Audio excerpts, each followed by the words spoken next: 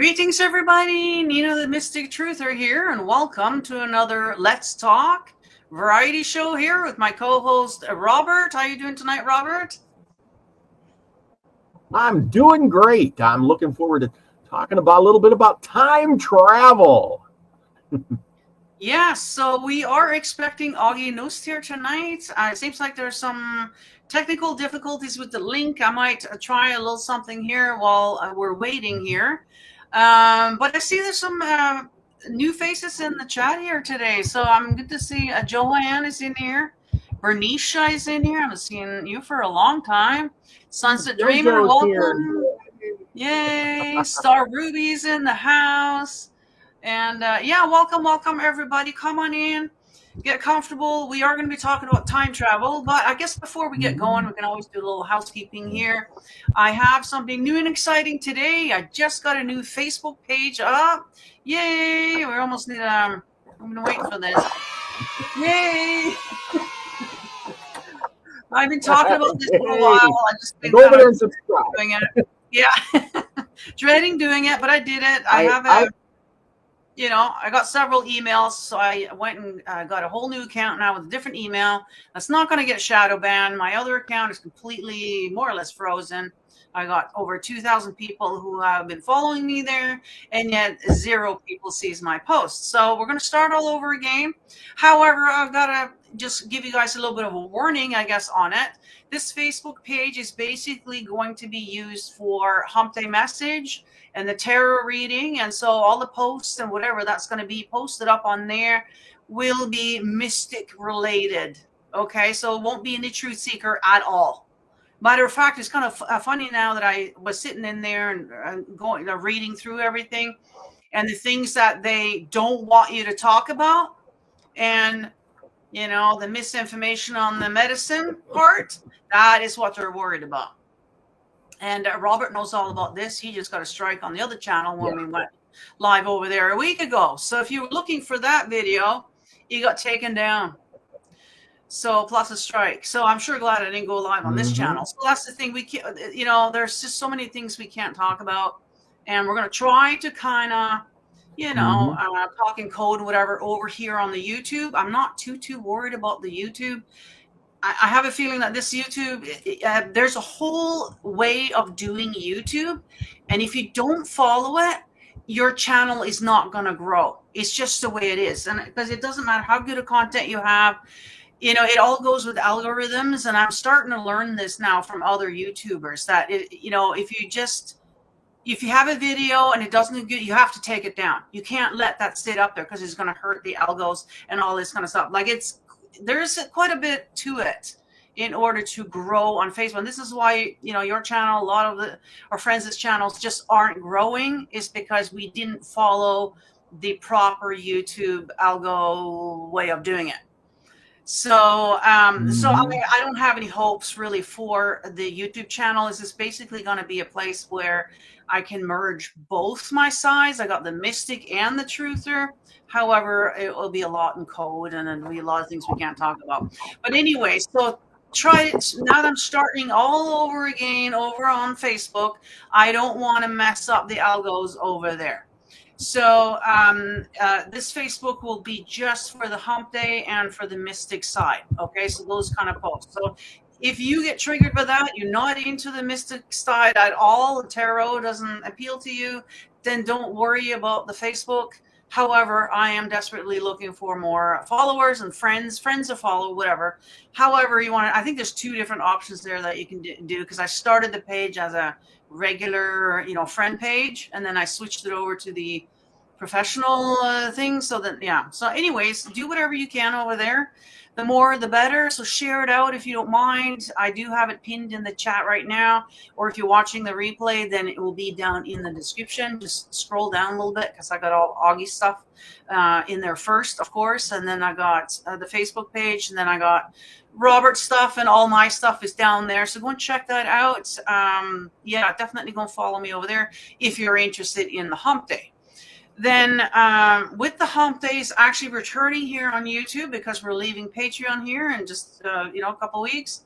And what I'm going to do, though, is I'm going to switch it up a bit. I'm going to do the live show like I normally do, except I'm not going to be worried about time.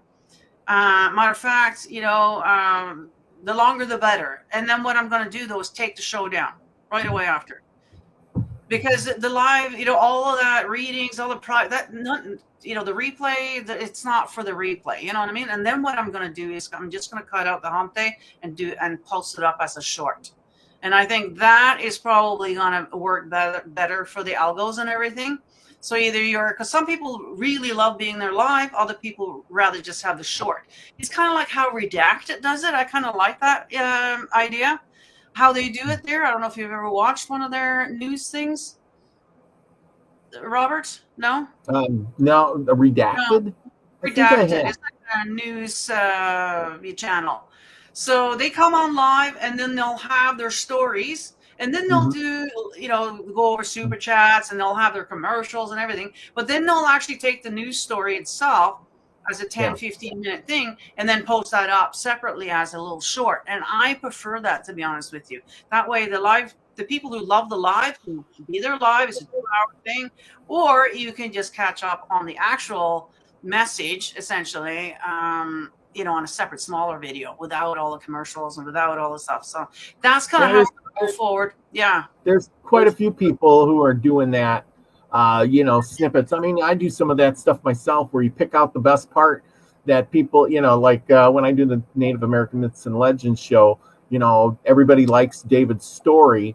So Hawkeye gets his own little short for a minute or two of, telling his story. They're usually about 5 or 10 minute stories. Sometimes a little longer than that, but for the most part, that's what a lot of people tune in for. They turn into us jibber jabbering about the world, or what's going on in the backyard, or something like that, or how the chickens are doing. But sometimes you just got to cut out all the fluff and get right down to the point. Exactly. Yeah, exactly. There's two different audiences. One audience loves the live, the interactive in the chat, and they don't care. They got all day. They love hanging out. In other people don't have the time for that and just want to get down to that. Yeah, and that's what I prefer usually with Redacted, unless I do have the time and I want to hang out. Sometimes I'll have that on while I'm exercising. That kind of thing. I don't mind having a live show while that's happening. Okay, so Augie's having problem. He said he's going in, but it's just black. And I remember that these are problems that he's had before, and I think other people as well. He says he's using Chrome because I know that's the thing. So sometimes when you're a guest on these things, it's best to come on like 15 minutes early to troubleshoot, to make sure, even though you've been here before, it may have been a while and you just don't remember how I think Augie uses Zoom a lot. And then when he, but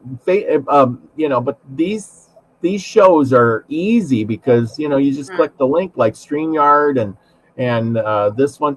You just hit it and it's there. You don't have to do much preparation. So not really. The only thing I found with some people, you gotta make sure you are using Chrome. I guess it works better with the Chrome and the Google, or no, it's the Chrome part of it. Because I know if you use different browsers, it might not work as well. I know I've had that issue before. But I find if you go back, you know what? I'm going to do a voice thing. I can't sit here and type. Yeah. Anyway, we're going to talk. I'll just go while you're doing that. I'm going to. I'll talk a little bit about time travel while you're doing that. Anyway, tonight we're going to be talking about time travel, everyone. And if you haven't heard the stories, there's lots of stuff about time travel. And believe it or not, no one has ever, that we know, has successfully traveled through time that with their body. Now, there's a lot of people who've claimed that. One of the famous guys that have claimed to travel through time is John Titor. You might have heard him. He traveled back in time to, get a computer from 1974 or 75. He needed an IBM computer to save the day in like 2043 or some crazy time like that. So he traveled back in time like a luxury thing and went to see some relatives and pick up a computer.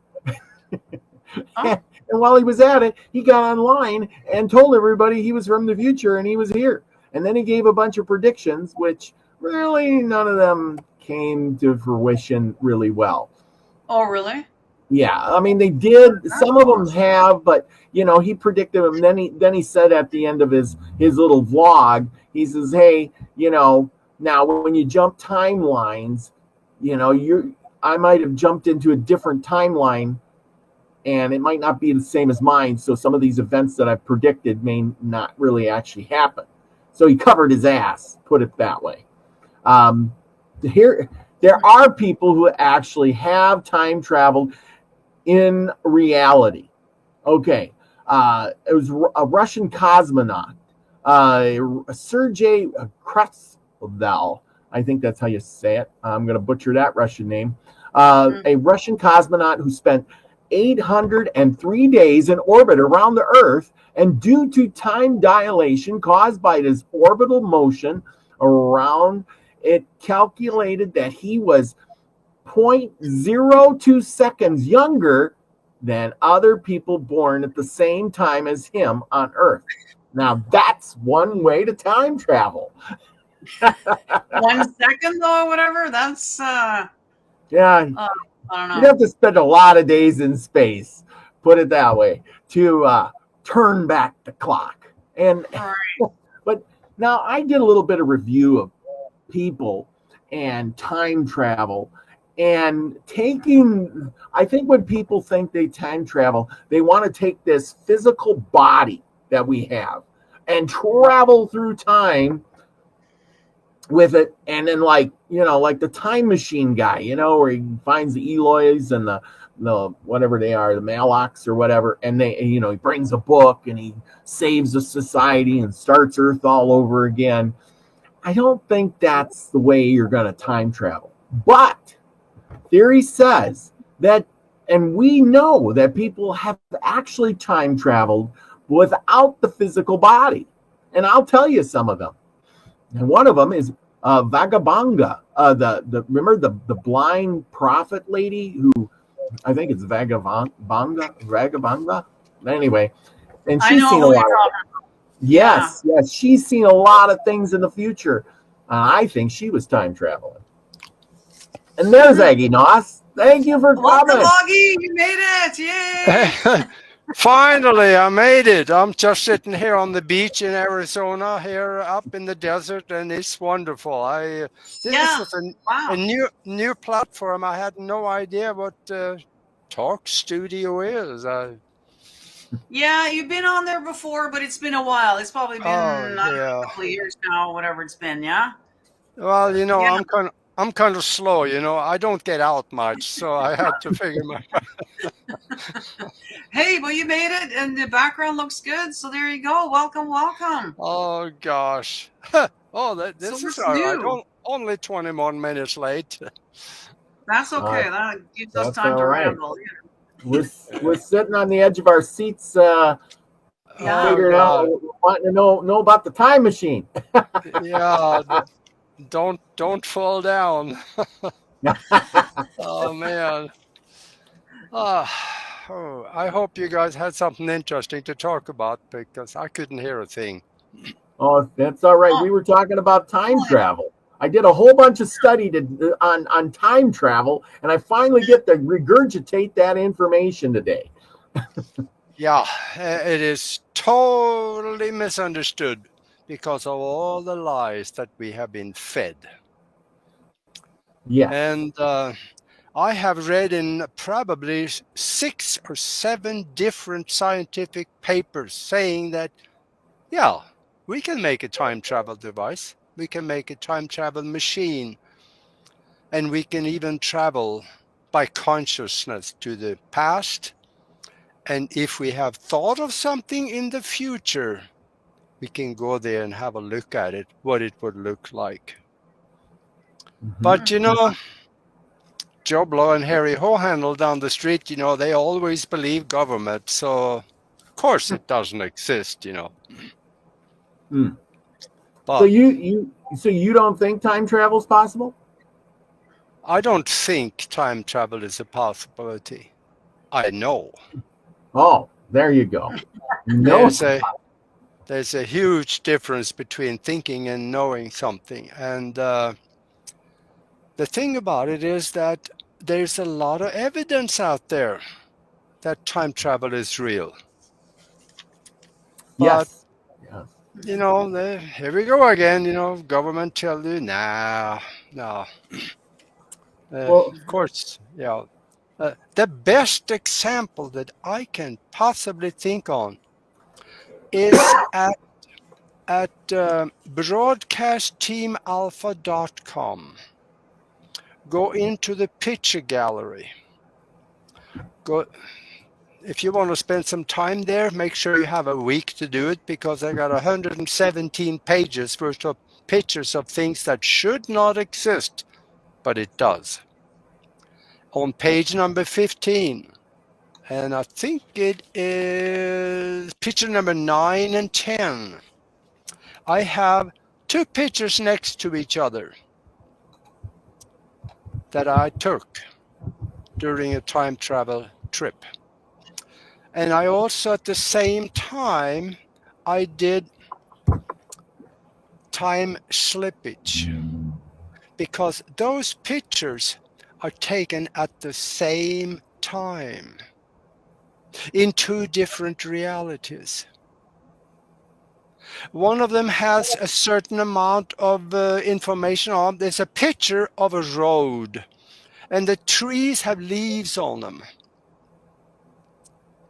And there's been rain on the road, so you can see the road is wet. The other picture has no rain, and there are no leaves on the trees, but they're taken at the same time. Actually, that's not totally true. They're about 1 minute and 5 seconds apart, because I took, maybe this needs some qualification.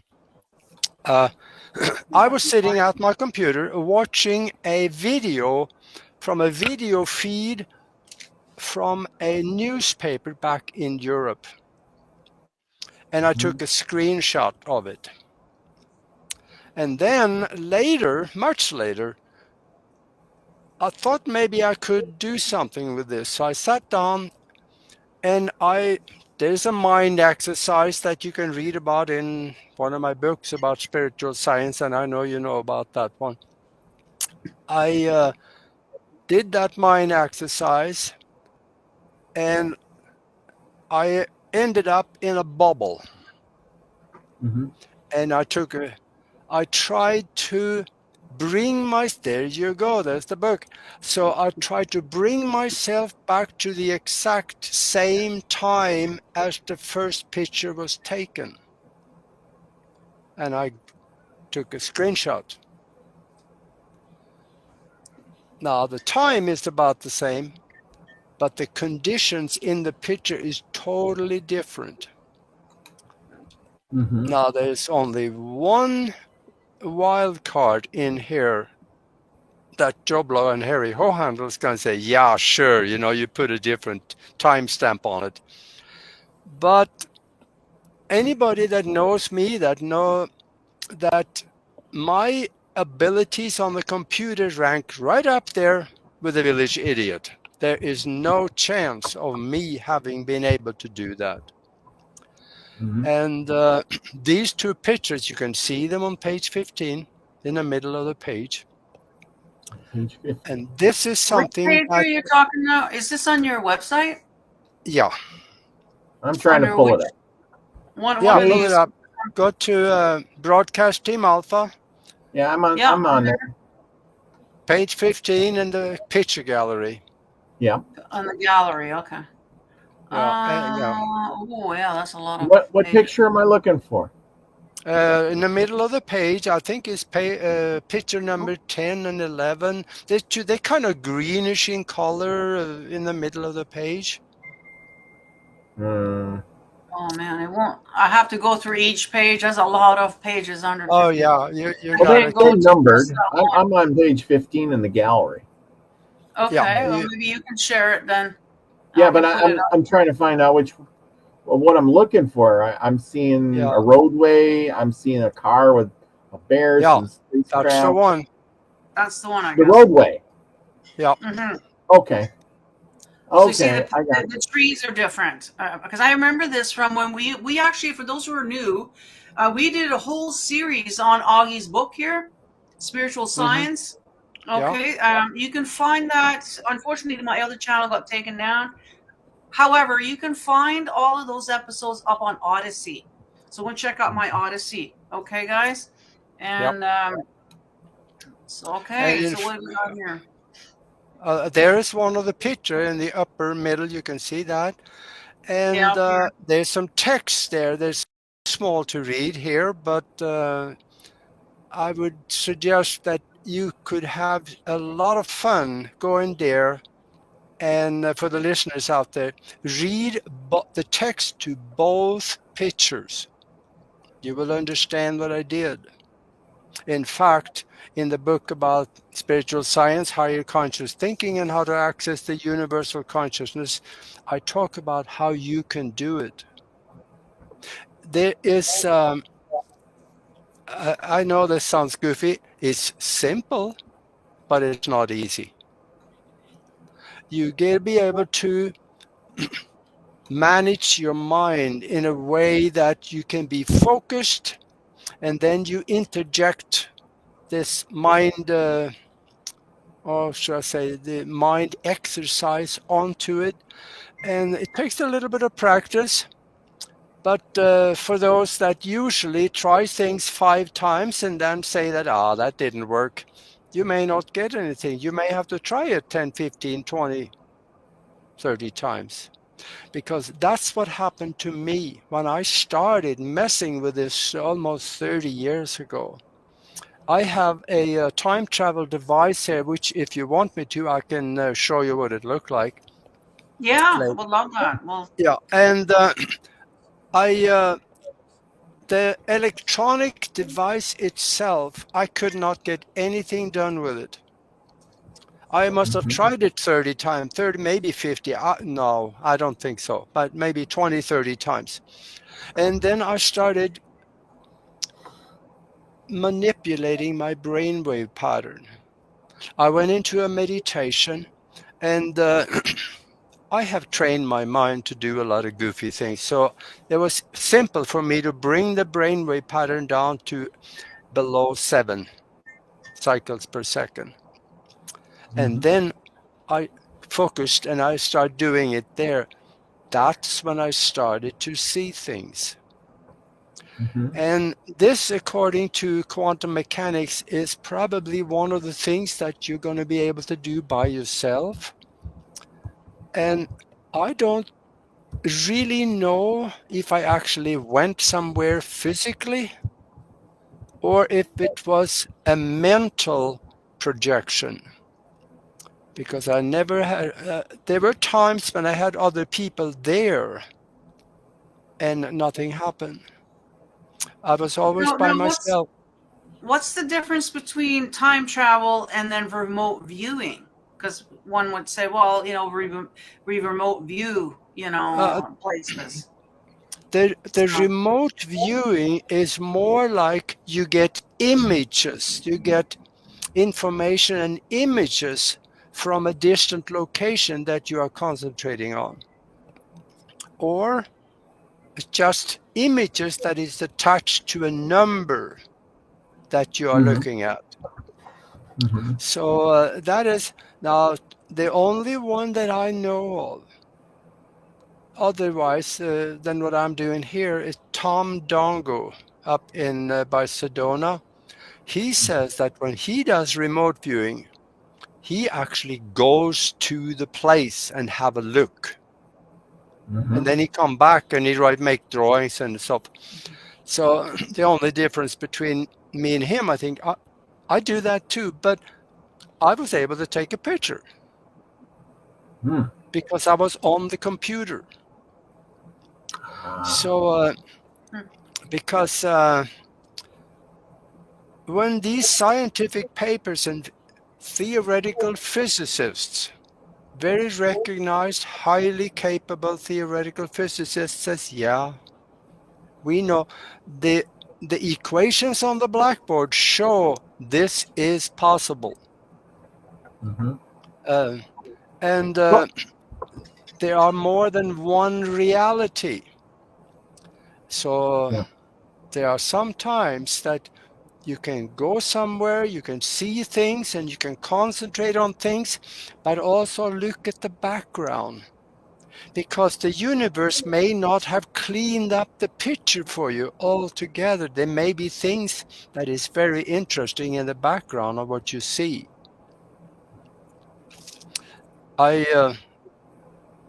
Since I came to Tucson, the first time I had an experience like this was I was sitting at home, and I did this, and I suddenly found myself on the street in Tucson, walking down the street, and it was an incredible experience. So I was kind of up about it, and when I walked up towards people, I noticed I made eye contact with them. So it appeared to me as they could see me. And then I walked up to a newspaper stand, and, didn't have any money with me, so I couldn't buy the paper, but I could see headlines. This was during the time that I was on the ballot running for Congress, and I was looking for things that maybe could affect the elections. And there were two headlines that I noticed, and one of them was an accident in town, and the other one, I forget what that was. I saw it, and I remembered it when I came back. I remember one of those things actually, yes, that happened a few days later. So this is, I know it sounds ridiculous to the nuts and bolt people out there, but this is something that got to be considered. There is another example, and I talked about this also with BBC Television when they came to the US to do a TV documentary with myself and Michio Kaku and Green and another guy. And that goes to there's a guy in New York. His name was Andrew Carlsen. And in 2003, he was arrested for insiders trading. Well, that happens once in a while. And, he was a little too successful for them. They were suspicious. He took $800. And in a matter of a couple of few weeks, he had multiplied that into $350 million on the stock market. Now, the regulators, they start looking at that and say, wait, that can't happen.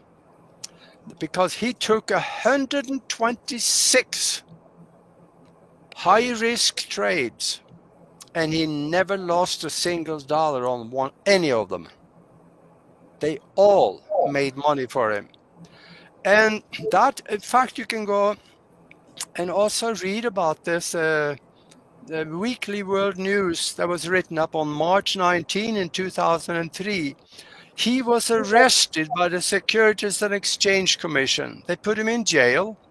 The next day he came before the judge, and the judge asked him, how did you do this? Who did you do it with? Where did you get the information? And he said, he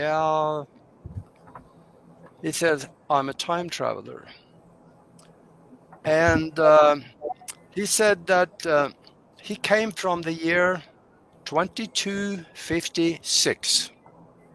He said, I read the records. I knew who was going to make money. And I went back and I started playing the game. He says, I got too involved with it.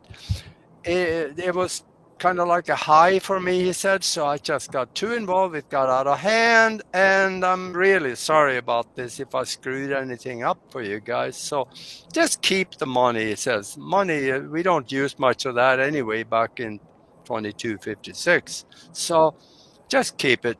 And the judge, he laughed at him. He said, yeah, sure. We're gonna keep you in jail until you tell us who gave you the information. Well, he set I think it was about 1.2 or $1 million bail on him. Yeah, this is a real thing. I got the article pulled up, Nina, if you want to post it up. Well, yeah. That could be. Yeah, that's it. That's him. And they put him in jail. And I think it was a day or two later, a guy came with a suitcase full of money. And he went to the court, he paid the bail, and they both left, and nobody ever saw them again. Now, there we go again, that you remember Joe Blow and Harry Hohandle? They say, sure, that this is all made up. Well, I wasn't sure, so I went to New York. There's a record of him being arrested. And there's a record of the bail. There's a record of all this in the court record because he was held at Rikers Island in jail. So there is a court record of this. But to some people that don't mean anything, but this really did happen. Oh no, I believe it. I believe it.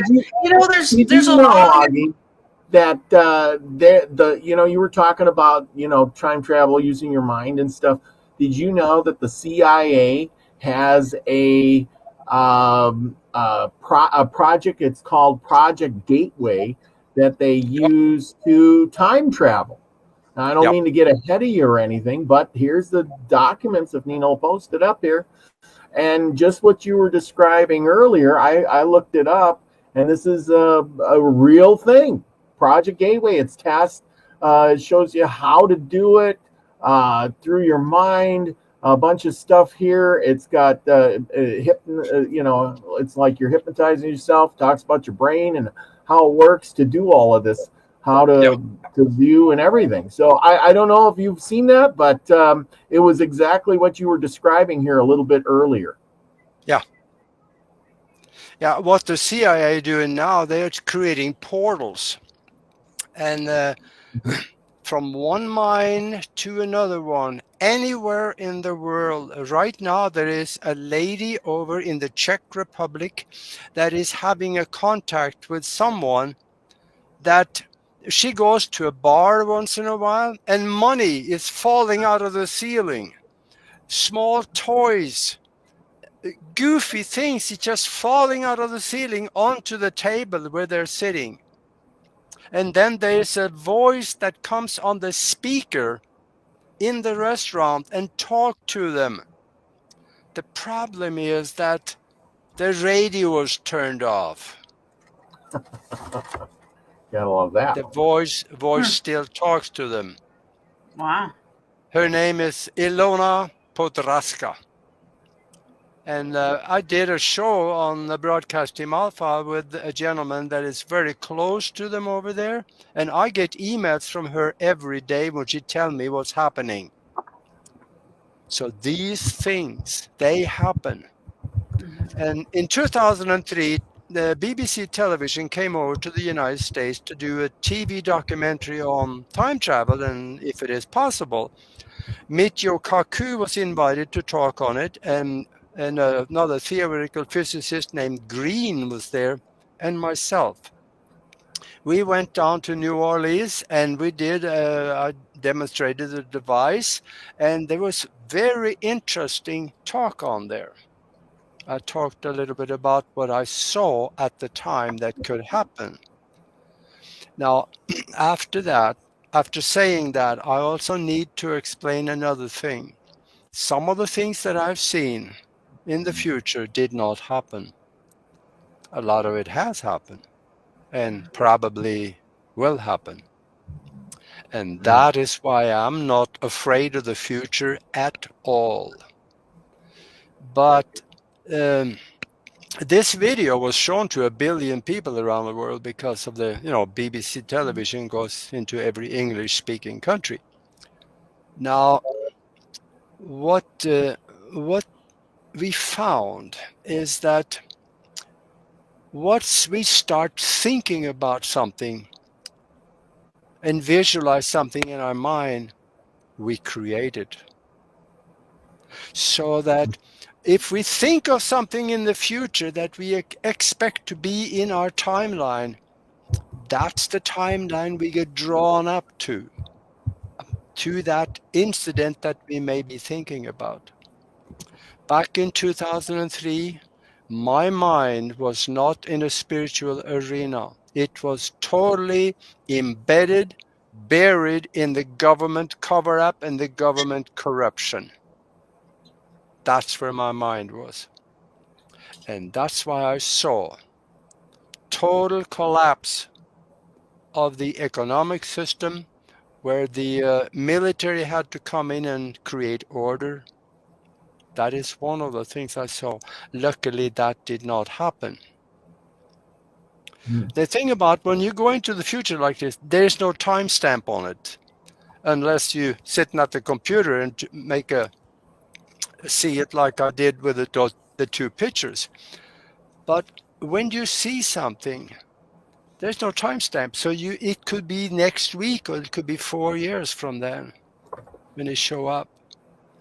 Yeah, we haven't quite hit that economic thing yet, but it seems like it's coming around the corner here. So, yeah. You know who we were talking just before you came on a little bit about, and I'm not in my research. I was trying to figure out about the time travel thing, and it's like you said, you could try time travel with your mind, out of body experience.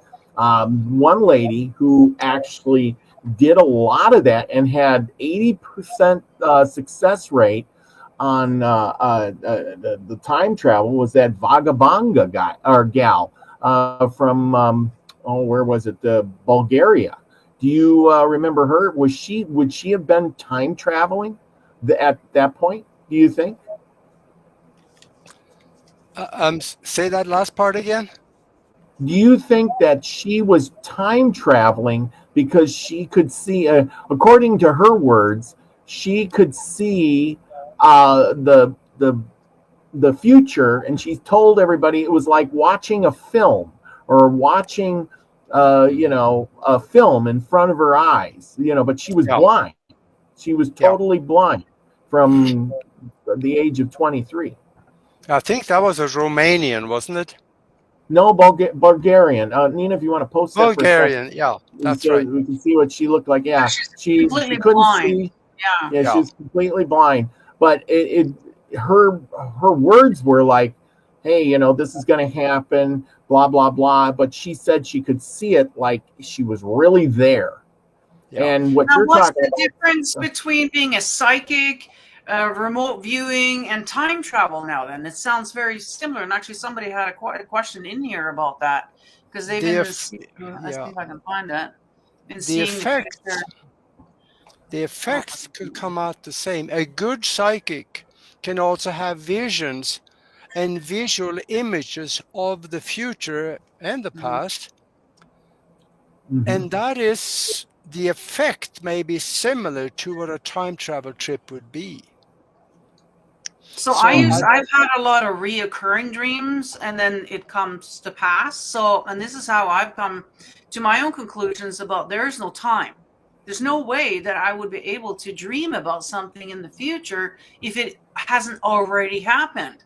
So like time is on like a loop, and you can go back, you go forward, and I guess we're able to access it during our dream time, but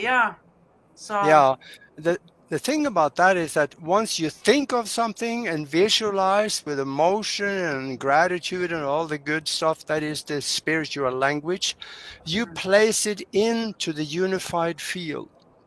It's sitting there. That's the theory of inflation, referred to in quantum mechanics. And when you place it there, it's sitting there forever. You or someone else can attach that thing and bring it into your life, either as a vision, as a dream, or in the reality. That's what we do in the mastermind session we do on Sundays, and we do incredible things there. We create things out of seemingly nothing sometimes. Like one lady on her deathbed in the hospital, and we wrapped our mastermind around her together. We saw her walking out of the hospital by herself, and at the end of the session, I flippantly said, yeah, she'll be home tomorrow. I didn't think it. I just said it. But the thing about it is that for someone to walk out the door of the hospital cannot happen. They won't let you. They put you in a wheelchair here and they roll you out, and then you can walk. But what happened is that the next day in the afternoon, her husband called me and he said, my wife is home. Wow. And he said that she checked out, walked out of the hospital, and she's home. The doctor said that you recovered so fast that we couldn't see any reason to keep you any longer. And we have many instances like that. Nice. So the mind creates. It places us in there. So when you had dreams of things that hasn't happened yet, it is there. If you keep thinking about it, you could bring it home, so it might happen. Well, the weird thing is that, like, for instance, I was dreaming about being in Norway, doing things in Norway, and I hadn't been home for about 13 years, and I had no plans at all, because I was just barely working. I had no money to travel in Norway. And so, but I keep having these reoccurring dreams about, doing this, that, and the other thing over there, and I just couldn't figure it out. Then all of a sudden, sure enough, something happened where I was able to go there. But so I wasn't like I was thinking about going there or had any plans of going there at all. But these reoccurring dreams would be happening in the months prior too. So very interesting. And I've had that with a lot of different things, like being at a certain place where I was like, I'm not even welcome there right now. There's no way I'll ever be in that house again, kind of thing. Sure enough, reoccurring dreams. Next thing you know, events happen, blah, blah, blah, blah, blah. Next thing you know, I am in that house all the time now. You know what I mean? So it's really weird, how that works. Yeah. So, well, it could be just an imaginary dream also of something that subconsciously you would have liked to do, but it never made it up to conscious understanding of what maybe your subconscious thought that would be nice. You create on many levels of consciousness. Yeah, I don't know. Yeah, you create mentally, and you create subconsciously too. Yeah. Now I know you can see into the future. I mean, we can prove with remote viewing, and like you said, you can project yourself. You have dreams and things like that. But what about transferring your whole body to the future or the past? As you know, you probably looked on YouTube, and man returns from 2032, with news of the world, or 2066, or I visited, 3,000 years into the future, or something like that. But better yet, I have a good proof of one, and I want you to tell me what your thoughts on that are. And this is one of the famous guys that most everybody knows, and his name is Saint Germain. Now, Saint Germain was recorded, you know the story of Saint Germain, so I ain't going to go through all of that. But he was actually quoted predicting the future, like he'd already been there. Yep. Could he have been a time traveler, went back in time to experience all these things? And if he went back in time, everybody said he never aged. Do you think if you went back in time that your aging would stop until you caught up with your own time? That's my big question. Well, yeah, I did a video on that on Broadcasting Alpha. You can go into the stream and you'll find it about Saint Germain.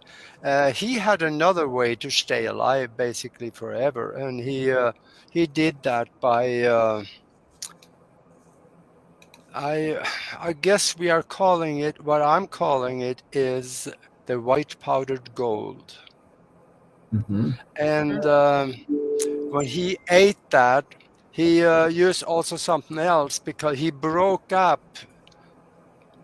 Let's see, if you take mercury, mercury has gold in the middle, and then molecules, one molecule of mercury has gold inside of it, Au. And if you are able to separate those two, you can take the gold and do something good with it and discard the mercury. Mercury is a poison to us, but he ate that gold. And there's a lot of stories about the old pharaohs. They never died because they ate the gold. Mm-hmm. Now, there is records of him being born back in 1620 something. Yeah. There's a record of him being alive for 260 years. Yes. Because he was in different places, and it was him, and he looked the same. Yes. He was even in a picture with what is that, Blavatsky lady in India. When she went to India, Blavatsky had pictures of him with her, and he was still a young guy. But my thought is if, you know, he talked about being in the Roman times, you know, and being back then, you know, he kept reinventing himself. Otherwise, people would figure him out. But there's even sayings that he was at the Constitution or the Declaration of Independence, that he was there for that. But the thing is that he was never aging, and yes, he might have been taking this stuff. But then, how did he know the future? You think he could see into the future, or was he from the future and went back into the past with all this information? He could maybe both, but I kind of still think it's more possible that he actually was taught by someone to do time travel. Okay. Back then, there were some alchemists that really knew how to do things. And they could have taught him how to do that way back in the 15th, 16th century, or much earlier, back in the Roman times.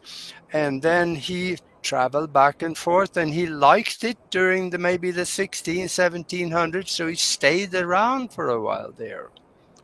And he was traveling with royalty. He was in Russia, he was in France and Germany, in England, and there's record of him being everywhere.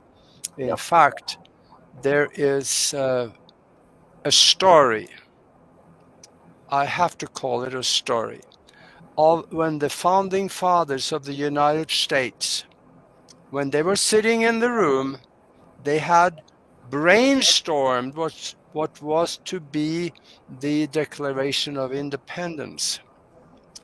There was kind of a big room with a balcony in the back. And when they were just about to say, oh, screw it, we don't really want to do this because it's too much of a risk, then this person came out of the shadows, stood at the railing of the balcony, and he said, this is written up it is in the records of the meeting at those when they were signing the Declaration of Independence. The person on the balcony, he said to them, what you are about to do, you must do unanimously, otherwise you will fail. And then he talked a little bit about what's the difference between slavery, what's the difference between freedom, and what's the difference between liberty. When you understand the difference, you all must look within yourself and find out which one of them do you want to live under the rest of your life. Because this life only lasts for a short time. There are lives after this one for the rest of this nation that you owe it to create. I'm paraphrasing here, but there was something to that. And then he walked back into the shadows, and there were a couple of people that ran up the stairs upstairs, and they were looking around in the rooms, and he was nowhere to be found. Mm. There is people that think, and there are channelers that has come forward and said that was Saint Germain. Time traveler. Yeah. Well, if they're ascended masters, I'm sure they probably mastered that technique, time traveling. Yeah. Now some people think that Trump is a time traveler. I've seen some quite interesting evidence of it, but yeah, I don't know. Are you thinking about the book, 100-year-old book? There's the books, and then there's the Barron book, and then there's the Trump book, and then there's these statues on these churches, and it looks just like him, and then Barron as well. Like and it's called Trump Avenue, and it's just like I don't know. I just seen a lot of weird stuff that and just the whole Simpsons thing. There's just no way that the Simpsons will be able to predict down to the piece of paper falling. I mean, it's just so. Yeah.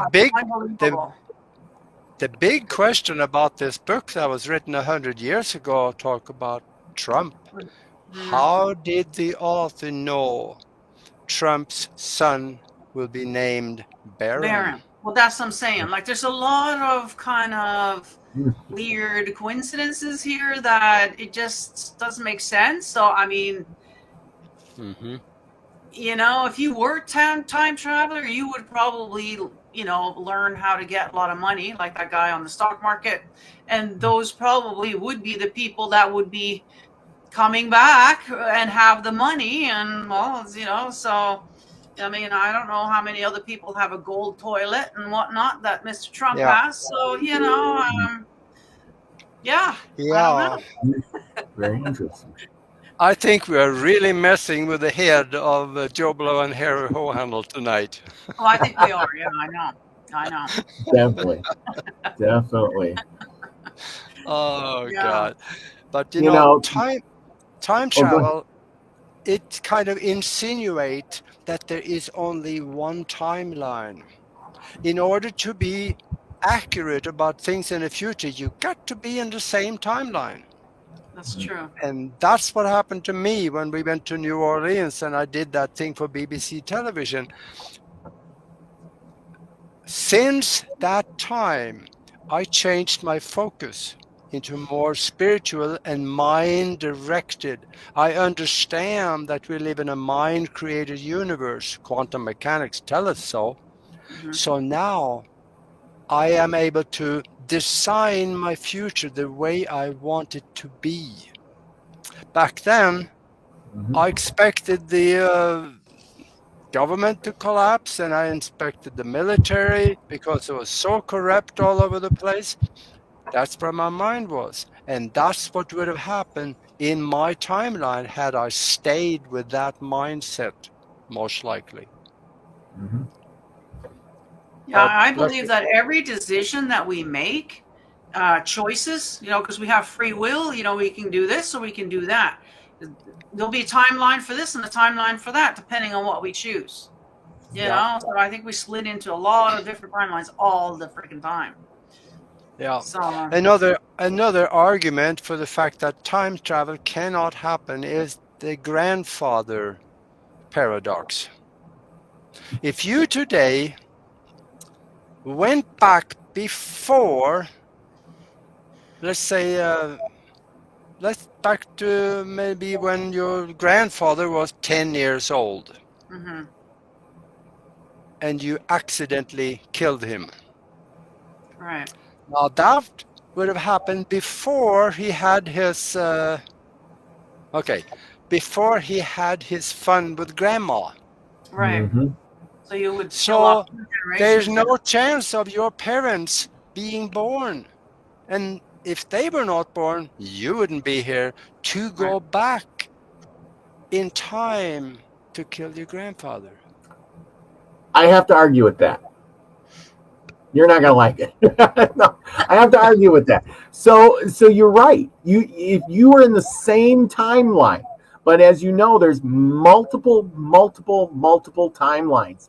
The problem is if you go back to kill, say kill your grandfather, you would go back.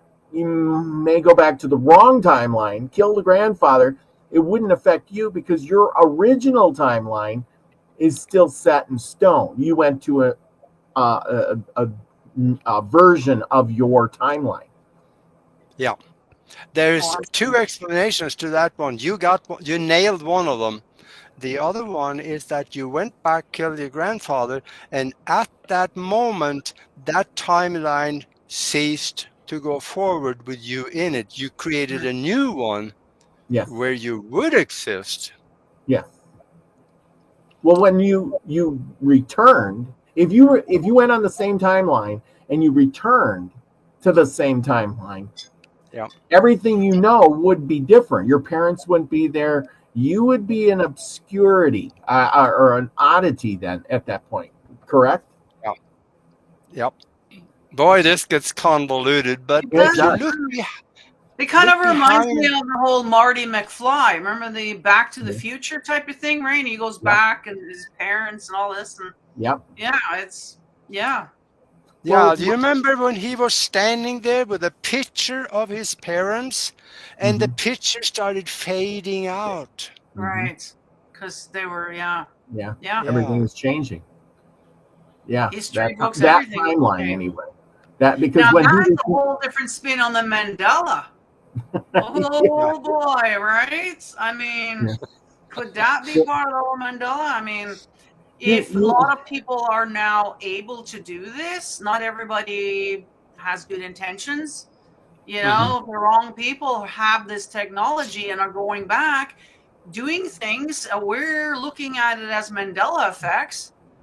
Well, you know what I mean? Like, well, that's Nina, you are so right. But here's the thing: if I was I'm just gonna say, okay, if I was in the future and I wanted to go back and see how it affected the timeline, I would go back as a test to change one little thing, like like Berenstein Bears, or maybe change the Lucy thing. Yeah. Lucy, you remember that one? Change one little thing and then go back to see how that affected your timeline, or if it affected, or did you land back in the same timeline? Yeah. That would be a test. That's the tricky part. If you go back and change something major, you could mess up your whole timeline and you end up in a different one where things are different. Now, there are 2 ways to do this. One of them is do like I did and read my book, and I'll explain how you can do it. And the other one is talk to Null, my co-host on byCustomMelody. She is a hypnotherapist. I've been a hypnotist for well over 50 years too, but I'm not a therapist. And I'm a little more rough than she is. I'm trained to break down barriers to get way down into deep theta. Now, she takes people, put them under hypnosis, and take them forward in time to meet themselves, have a discussion. Maybe you're trying to do something right now you're not quite sure on how to accomplish. Go forward a year and ask yourself, what would I do that could make it successful? You may find out by talking to yourself that forget it. Do something different. Or you can find out, do this. That will work for you. You come back with that advice and you go do it. And then you continue in your timeline and eventually you catch up with yourself a year from now. And then you say, Thank you, self. That was good advice. Hmm. She's the only one that I know that is actually doing this. So that's what's unique.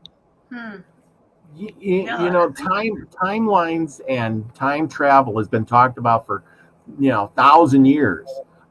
Aristotle, he was the first to picture a timeline. How time is relevant, and then Newton, which is more closer to our time, he also perfected the time flows like a river, in a linear fashion. But then when Albert Einstein came along, now he predicted and he kind of gave everybody the idea of time travel because he says you could take time and fold it over and then jump across that little area like a piece of paper. Here's your timeline, and he said you could bend time, and now you can time travel. Yeah, it's a loop. Yeah. That's what I'm saying. Yeah. What do you think on those theories? That's what extraterrestrials do. And of course, we also, the dark side of the federal government is doing it too, because the extraterrestrial craft have crashed and they back engineered it and found out this is one of the things that is possible to do. And Ben Rich, he was the head of the Skunk Works, and he said that Lockheed Skunk Works, that's where they create all the stuff that we're not supposed to know about. He said, if you have seen it on TV, if you have seen it on Star Trek, we already know how to do it. That he said in 1978 when he retired. Mm-hmm. Can you imagine what they know how to do now? Oh yeah. I always tell my buddy, if you think of it, they've already thought of it. It's already been done. And I think a lot of this is going to be coming out. So that's the interesting thing about the future coming up here, is that a lot of these technologies that have been withheld are going to be coming to be available here pretty soon. So that's something to look forward to. But I am interested in your device there. Augie, do you want to show us what you got? Yeah, I can. Let me get some video of it here. Now, would you be able to do this live? Like, would you be able to time travel right live on the show right now? Well, the thing is that there's too much action going on here. It's difficult to get your brainwave pattern into deep theta to do this. But I can show it to you and show you how it works. Now, another question before you do. Are you selling these devices? Do you make them? No. You sell them? No. Okay. I don't know. People don't make one. Let me show here. This is the computer part of it. It's like a radionics box. It is. Oh, well, it even has a well. Doing nowadays. Yeah. Mm-hmm. It can be used to heal people at a distance. Yes. You can do a lot of magic with that, actually. Good and bad. Let me show if I can. Okay, get it close. There's an on and off switch here. Yeah. And then you have two dials. And the way you tune it to what you are wanting to do is you turn the dials until your finger sticks on this stick plate. Oh, I gotta turn this around. A lot of my audience will know exactly what you're talking about. I'm sure there's several people here that has got a computer, a radionic computer. Radionics box. Yeah, they're selling these now. Like, people are using them for all kinds of things. So this, when you turn it on, then you can tune it. You turn the knob a little bit, test the stick plate. Mm-hmm. If your finger don't stick, keep turning it. Wait for the stick. Keep turning it until your finger sticks. That's the way you want to keep the knob. Then you do the other one. You fine tune that too, so the two knobs are synced together. And now you also have a time coil. this one you put around your head, right at the third eye. So it encompasses all the way around your head, right at the level of, there are several centers in the brain that is affected by, because this one has a very strong magnetic field. And then you have this electromagnet. It looks like this. There's a handle on it, and then you have the electromagnet. You put that against your solar plexus. And of course, it should be plugged in the wall. So now you go into meditation, holding the magnet against your solar plexus, and that goes through the radionic box and is sent to your time coil around your head. And concentrate on what you want to do, so you have a clear picture of what you want to accomplish. And then let the mind go and lower the brainwave pattern into the bottom of the alpha, at least to the bottom of the alpha. Try to get it down into deep theta. If you do, you're going to have some incredible experiences. So this is what this little device, the guy that made it, he was from Nebraska, and it's Stephen Gibbs. He died about 2 years ago now, so they don't make any more of these anymore. Now, he has a time chip in it. That he called it a time chip, that he had a theoretical physicist helping to, should I say, well, probably he created some of the information on the time chip, but there's wires that is, he said, there's wires that is twisted in a certain way that goes into the knobs and the two tuning switches also on here. So he didn't want to talk much about what it was, how it was put together, because he was totally paranoid of somebody's going to steal it from him and start making them. He wanted to be the only one. And in fact, he said that on Coast to Coast one time. He was on Coast to Coast probably about 10 times. I was on Coast to Coast once with him. And he also put together this little manual that show you how to, show you what it works like. And, oh God, what's happening here? There you go. There's a diagram of, You got to hold it back by your chest. There you go. There's a diagram, and there is, there's some pictures in here about how to do this. Let me see. There you go. So, but it's very skimpy. He didn't explain a lot about what's in it, and he also, inventors, they will know what this means. He black boxed it. So if you try to break into it, you will break the circuitry and you'll never make it work again. Oh, well, that's too bad. Yeah, it's kind of a bum deal, but I know that these things, I seen one for sale actually on an auction site. I forget which one it was.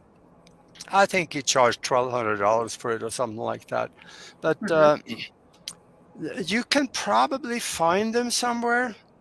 Well, I know people who sell the radionics boxes. They use them for other things, but I'm wondering now if you can take one of their boxes and modify it to what you got there. Is the input and output, right? That's the difference between the coil and whatever else. They may, they may be able to modify something that, without knowing the circuitry, that's going to be pretty hard to do, because you also need a magnet is tuned This magnet is tuned to the time chip. It got a certain amount of Gauss going out that is tuned to the time chip. Mm-hmm. So there was a lot of thought that went into this, because he said that he had an interdimensional entity visit with him that gave him the design and told him how to put it together, so that he could travel into the future and look at something that he told him to go to look at. Nice. Very interesting. There you go. And he took the secret with him. Yeah, he did. Oh, that's too bad. That's too bad.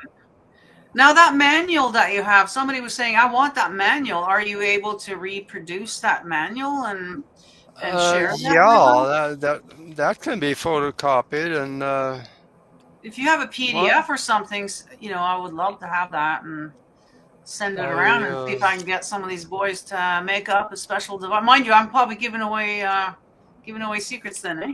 I should make it myself, but I'm not mechanically inclined. The thing is somebody out there will figure it out once they see that stuff, and they'll make their own. I mean, I was trying to make something like that once before, and I bought a bunch of magnets.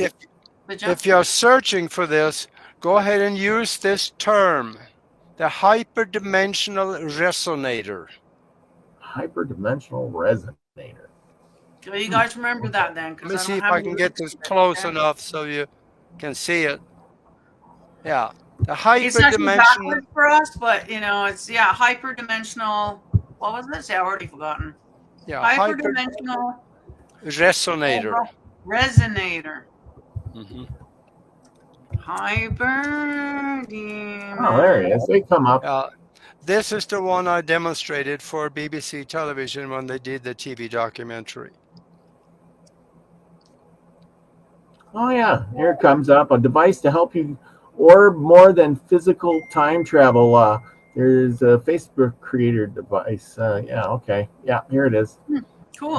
Hyperdimensional resonator defined. Huh. Okay. That's good information. I just love it. Gives me a whole new avenue I'm going to go down. I was going to make me one of those things almost. I had bought, I still got them. One of these days, I'm going to put them together, but I bought a bunch of electromagnets. They're about yay big. And then I got a pulse controller, and I was going to make them into a helmet.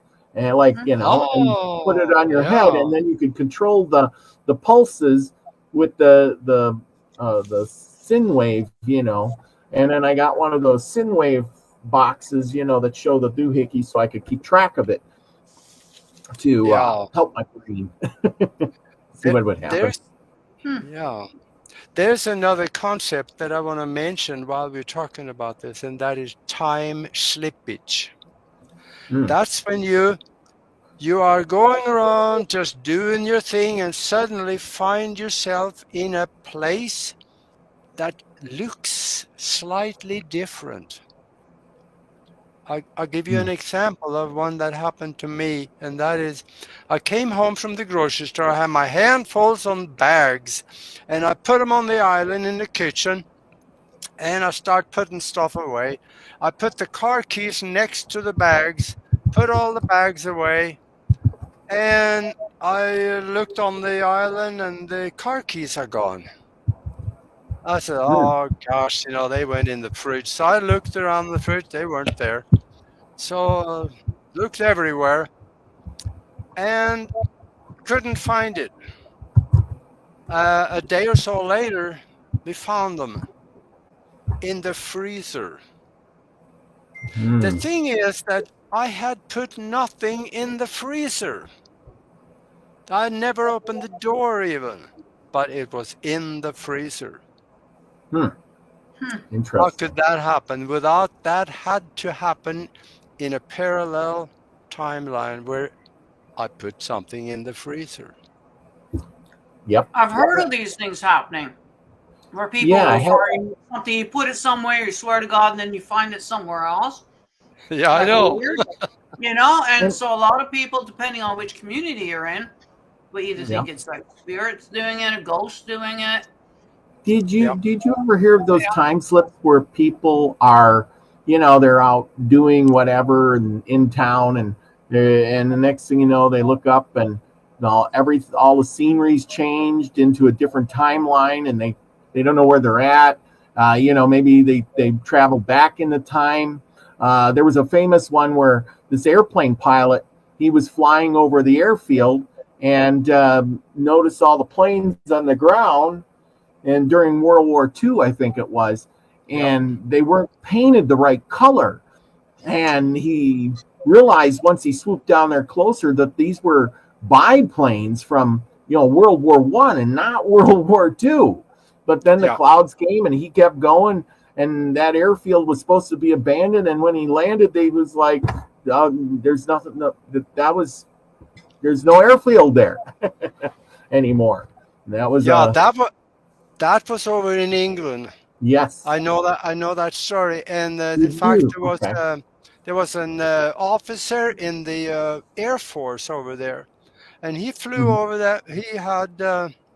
He flew over and he saw these biplanes on the ground, and the people that was around there, they had a uniform on that had the wrong color. They had blue uniforms where he had, but they had brown uniforms on the ground. Yep. And they quit doing that several years before, but he ended up in a previous time where those things existed. There's a record of this actually in the military that's been recorded over in England. Yeah. These things seem to happen. What about like when people you've heard about these, and I don't know if I want to go there, but I am. Is the fact that these people that get on an airplane, they fly over maybe the Bermuda Triangle area, and then they lose an hour. They leave, and it takes an hour to fly. You were a pilot, you know what it is. Then they leave at one time, and it's supposed to take an hour to get there, and they get there in 10 minutes, and they wonder what happened. Talk about that for a minute. I mean, being a pilot and all, you should know you can only go so fast, right? Before you do, though, I just want to ask, like, time slippage and glitches in the matrix. What's the difference? I think the matrix covers it all. And there we go again. See that since we are living in a mind-created universe, our mind is what creates the universe around us. But it is done on a basic floor of understanding laid down by the universe. So that's why we can look around and every one of us seems like, well, trees are usually green. That's a common understanding. And we have the ground, we have gravity. All of us agree on that because we have accepted it as true. Everybody have. And now we can create different things. Let me give you an example. I've talked about this on shows every so often, and that is that I'm a hypnotist. I can put you in a soft chair and talk to you for about 10 minutes, and I tell you that when I snap my finger and you come out, you will see an elephant standing next to you in the room. And I don't care if you're on the 34th floor of an apartment building and there's no chance of the elephant getting up there, but you will see the elephant. You reach out and touch the snout on him. You can feel the rough skin. You can smell him. You hear him breathing, but there's a problem. I can't see the elephant because there's no elephant there. What happened to your real world? The real world went away. I didn't do it. You created the elephant. I just convinced you that it's possible. That is an evidence of that our mind create our reality around us. And that is so true, because, even the saying of, hey, we're all gods, we're all creators, it goes with that. And also, what you think about, if you're dwelling in the negative, that's probably what's going to happen. You know what I mean? And this is why we, especially spiritual channels or whatever, will, bombarding you with, you got to think positive, because otherwise, the negative, because you are creating it. You are in charge of what is going to be happening ultimately.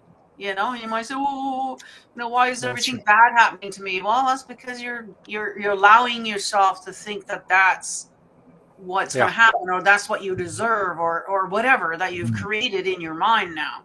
And it is a hard concept to for people to understand, right? Because nobody wants to create something bad for themselves, So and quantum mechanics is actually getting to the point where it can explain everything around us, even if it doesn't make sense. There was, I wrote myself a little note here that the Professor John Wheeler, he said, we cannot have a universe without observers like us.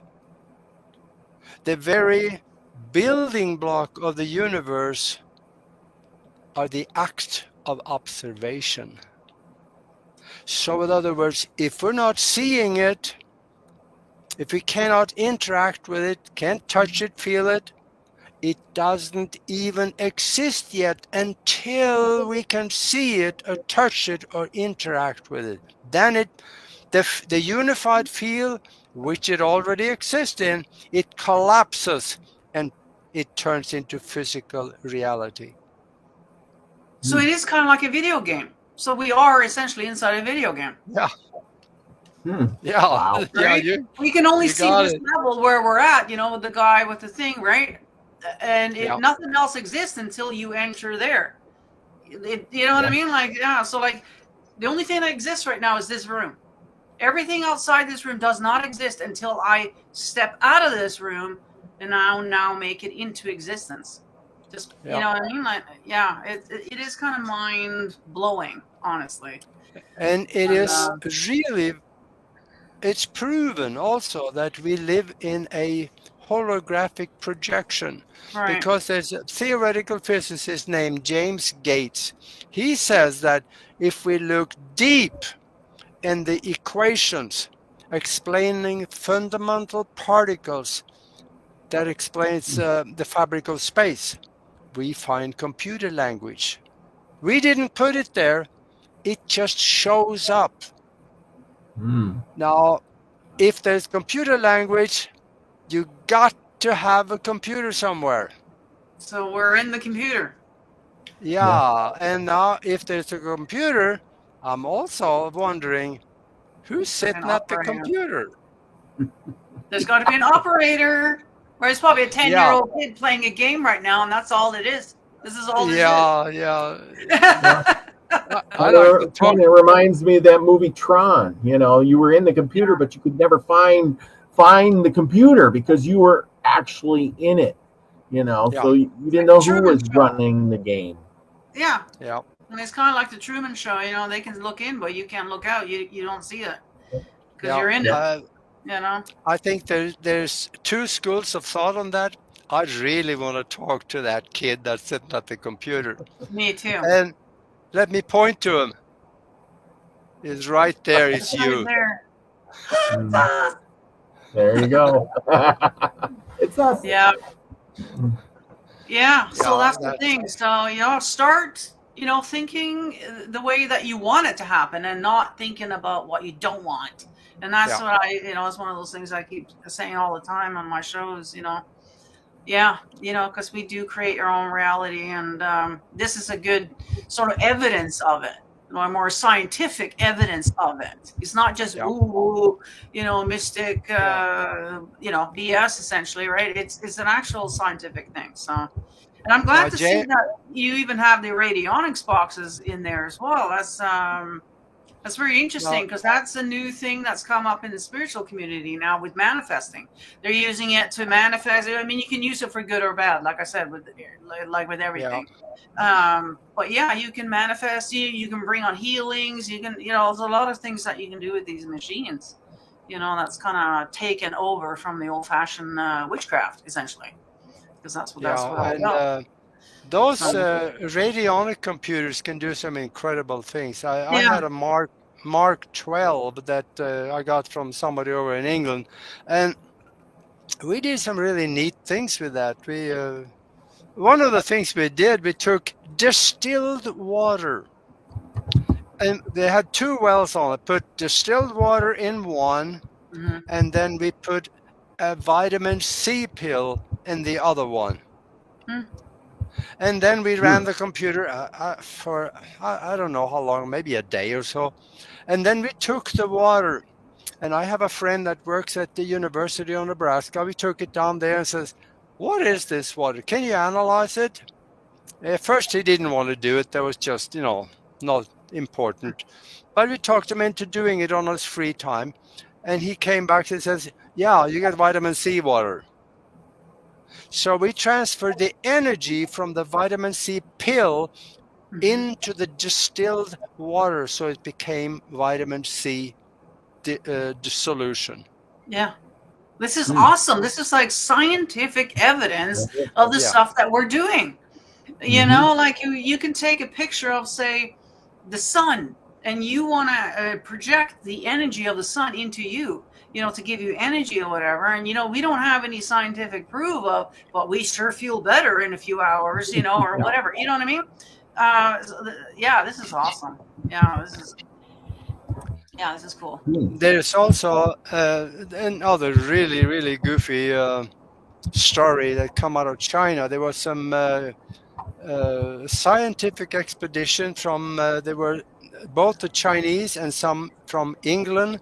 They were there to bring out there was a grave that was put in, somebody was put into a sarcophagus, a stone lid, stone box, about, I think it was 800 years ago.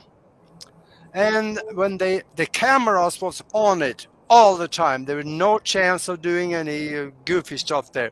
So they got the lid off, and there was, the guy laying in there. So they started unwrapping, and then they found that guy, he was a high-ranking Chinese official, a royalty. He had Nike's tennis shoes on. Huh. Wow. And in another place, also in China, they found in a grave where somebody was buried, they found a Swiss watch. Yeah. That must have been buried for 400 years.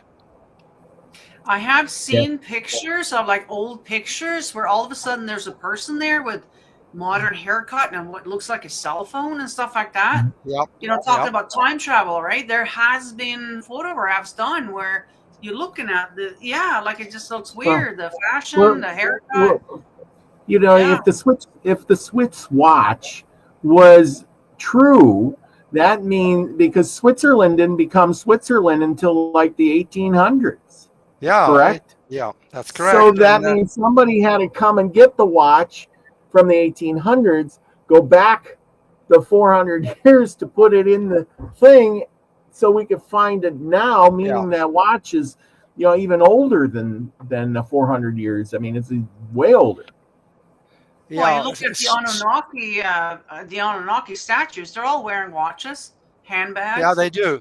But if you look at that watch, it has 18 hours on it, not 12.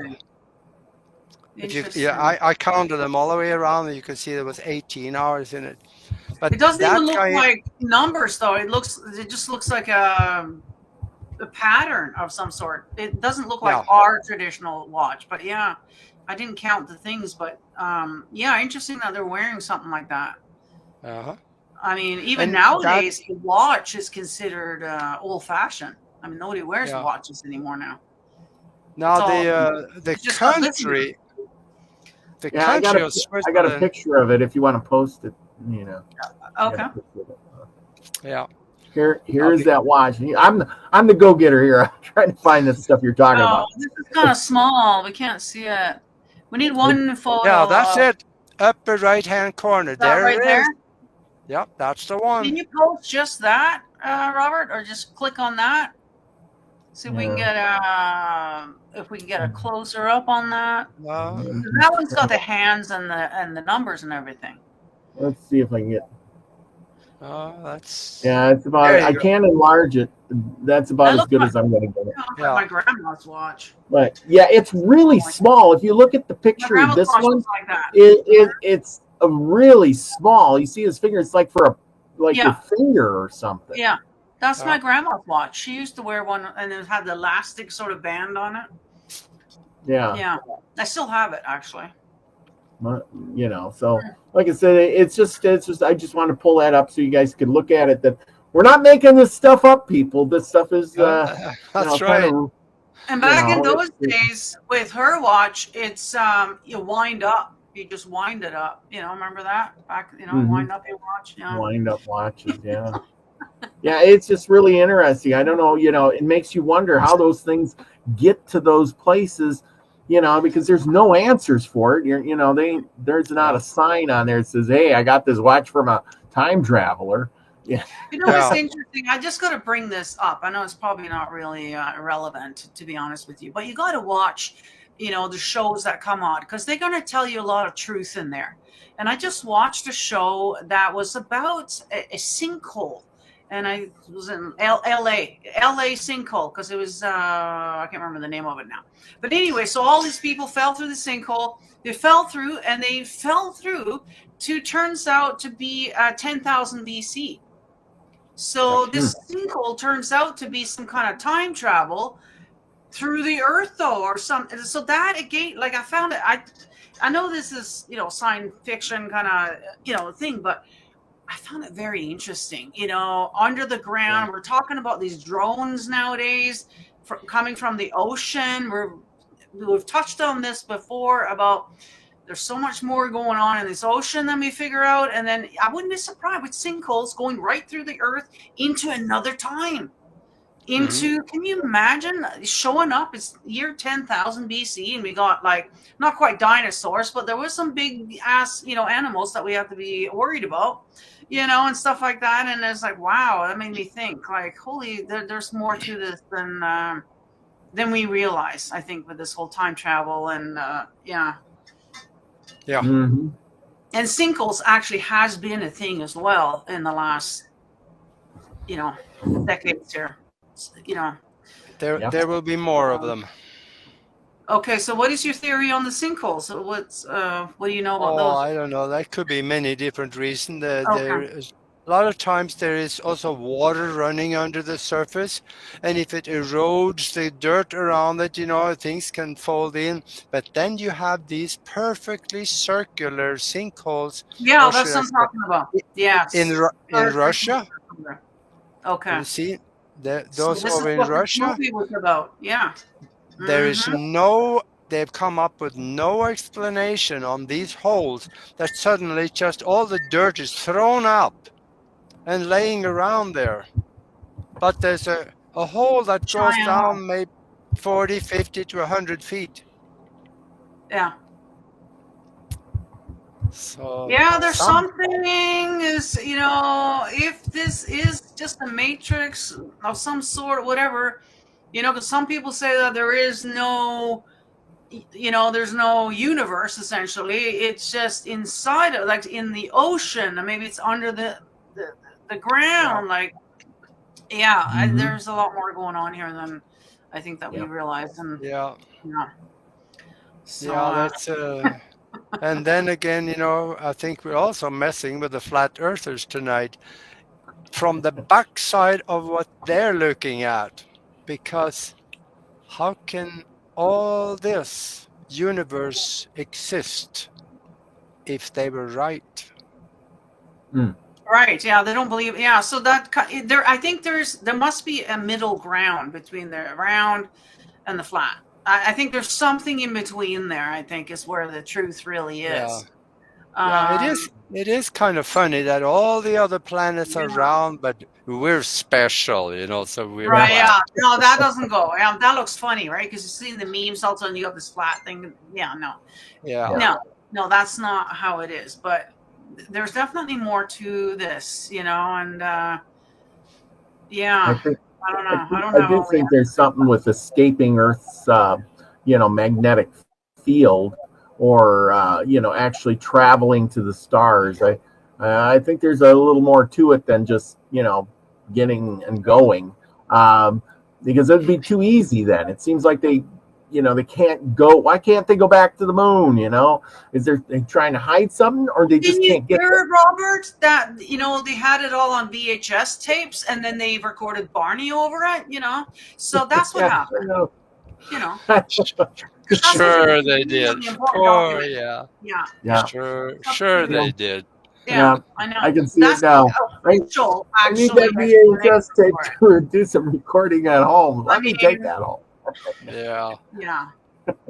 So they really do think we're stupid. That's the problem. And I guess up until recently here, I think kind of agree. But now with the internet, we're learning things. We're catching on, and but they think we're stupid, but the thing is that many of us are. Well, yeah, there's many that still are who refuse. It's kind of like Bonnie saying she's a flat earther. I dove into that when there was the big hype in 2016. I looked into it. I mean, they have valid arguments for sure. Mm-hmm. And I've kind of come to it. Well, I don't know. I don't think it's one or the other. I think it's something in between. But a lot of people just cannot. They just cannot wrap their mind. They refuse to even look into it, right? So, and that's most people because they're scared. They get scared, and that's ultimately what it's all about: is fear. So people will defend their paradigm with vengeance because they don't want new things to come in that'll mess with it. They have it all figured out. Mm-hmm. They think that it may be something different, but that's uncomfortable, so let me stay with this one. Yes. And whatever is socially acceptable, that's comfortable. And that's where religion has kind of fared for so long. But I think that gig is up as well now, and that people are starting to look, wait a minute, so just have faith and believe. That's all you need to know. Just have faith and believe. Don't think out of the box. Don't question, and all of this. And it wasn't that long ago since that was the norm, where you don't question authority, you don't question your teacher or your politicians, or these people, are gods as far as they're concerned, and you don't question any of that. And that's how we were for most of the time until now. We're starting to, because we're learning more, and getting more aware of what's going on, and putting pieces together. Just great, with the internet. We got to remember that nothing great happens unless you venture out to the fringes of fear. Yes. Yeah, you have to take risks in order to make some discovery. Yeah. Yeah, that's kind of like how I screwed up my whole YouTube and Facebook career because of stuff that I was posting. And you get in trouble. And that's why people don't want to do it. They don't want to post. They don't want to teach. They don't want to talk about anything because, might get in trouble, And so, we do, but it's not a big deal. I mean, whatever. I'd rather lose all of that and wake people up and have people, you know what I mean? Rather than just sitting there cowardly, being safe behind whatever, So... Yeah. So I'm glad that there's people like you, Augie, that are investigating and posting and sharing and teaching. And so why don't you tell us about where they can find you? We didn't really give you a good introduction here.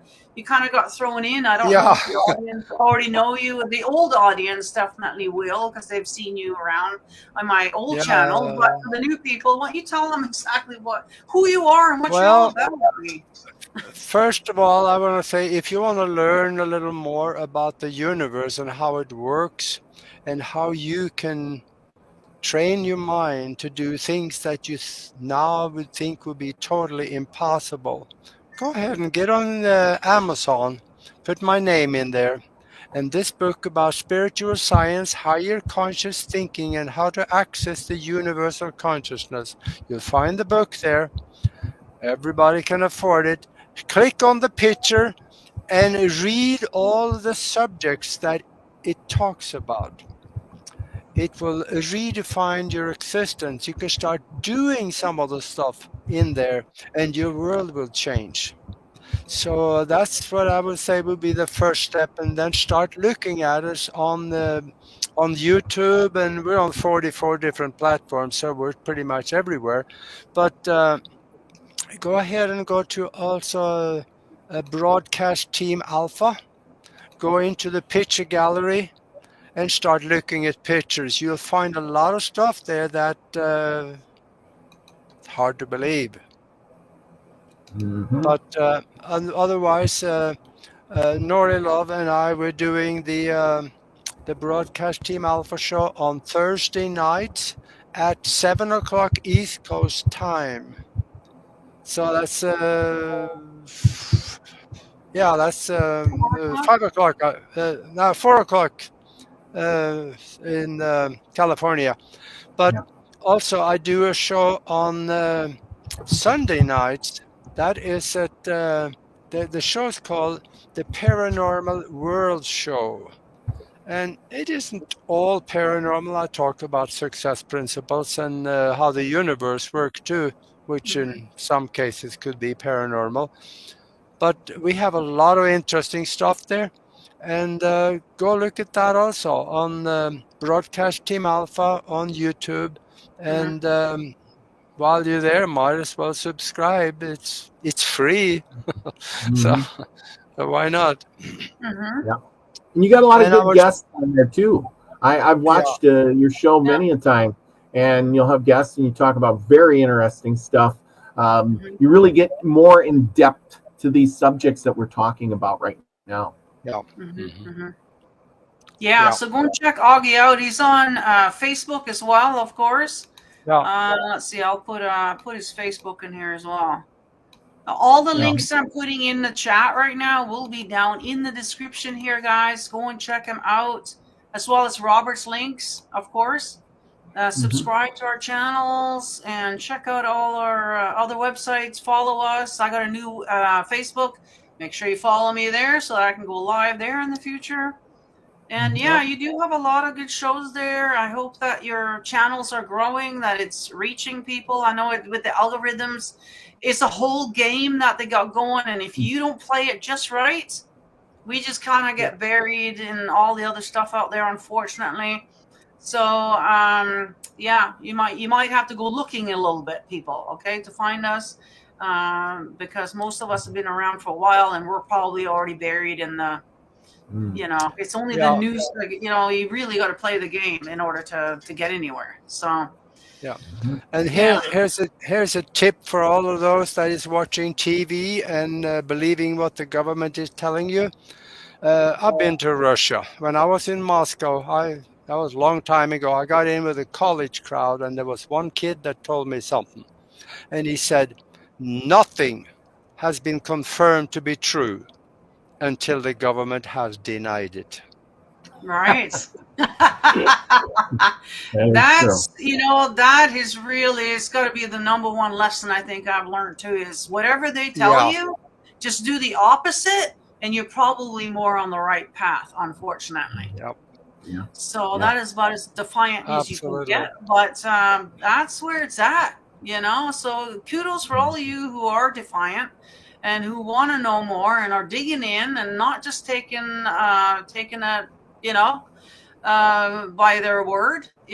Good for you guys. We're the ones that are waking up the masses, essentially, and so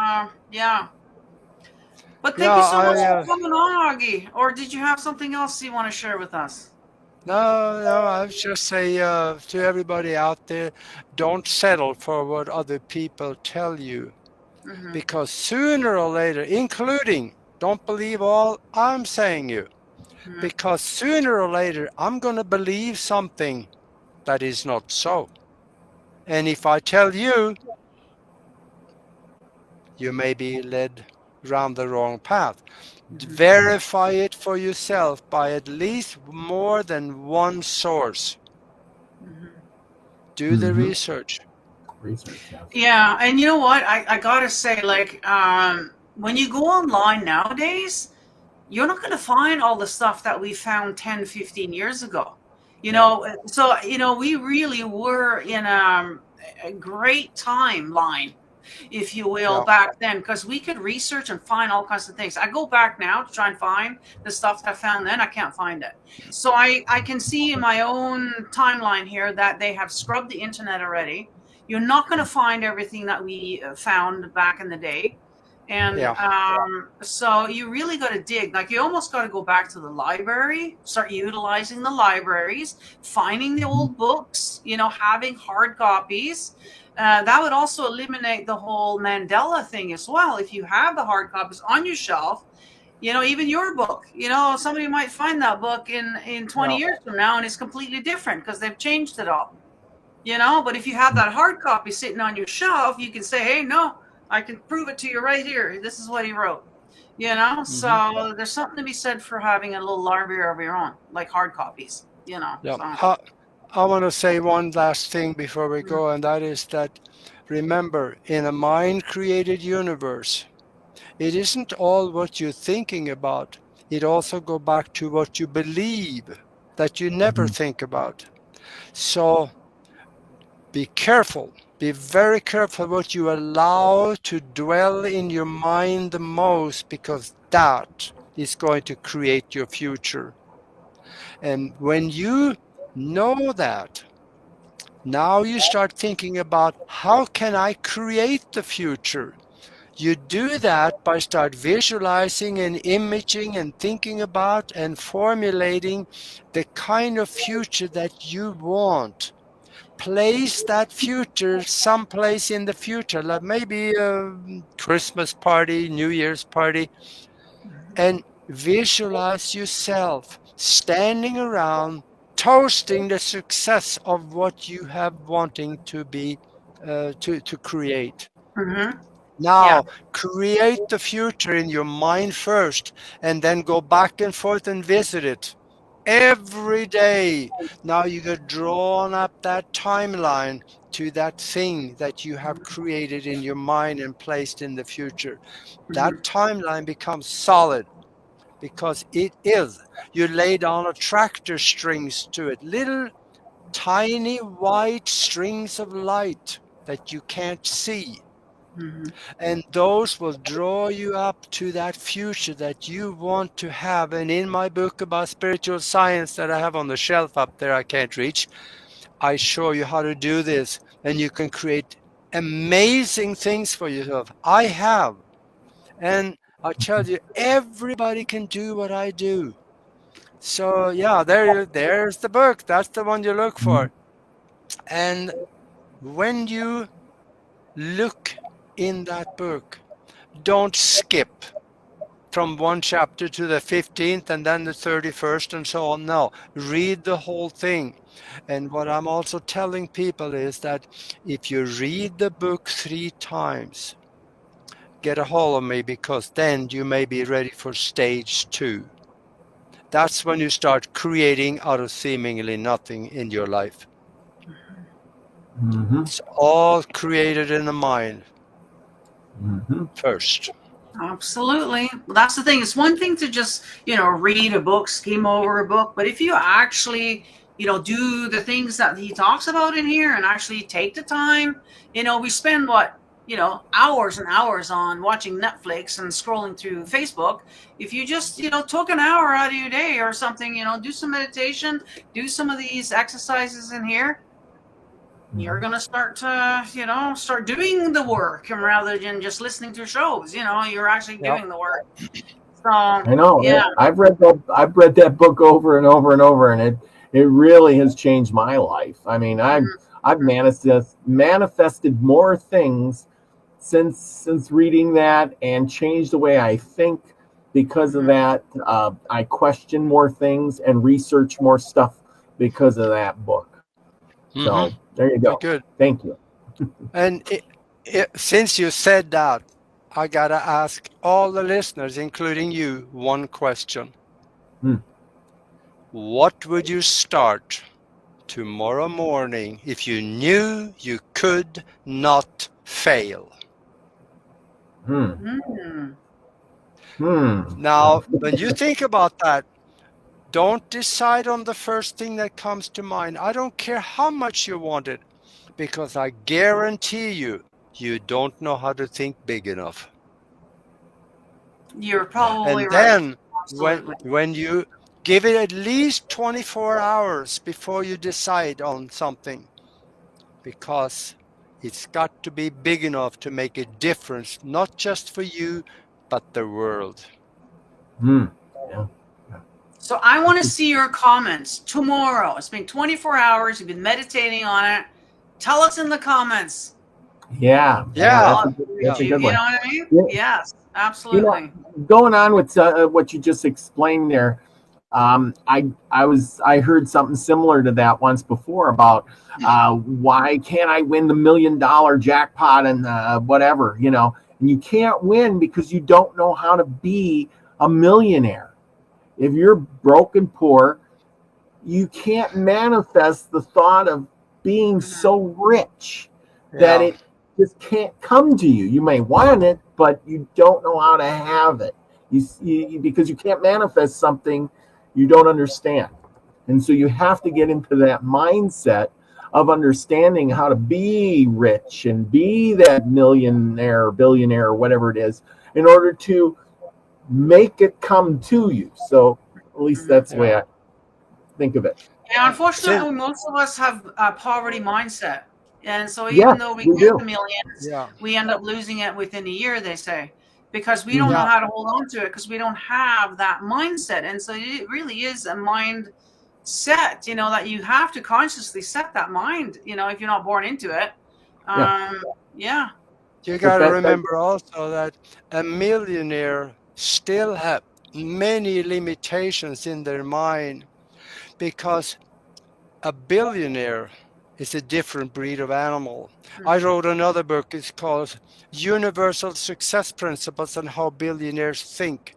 You can become a millionaire doing like other people do with passive investments and so on, but you will never be a billionaire by thinking like millionaires do.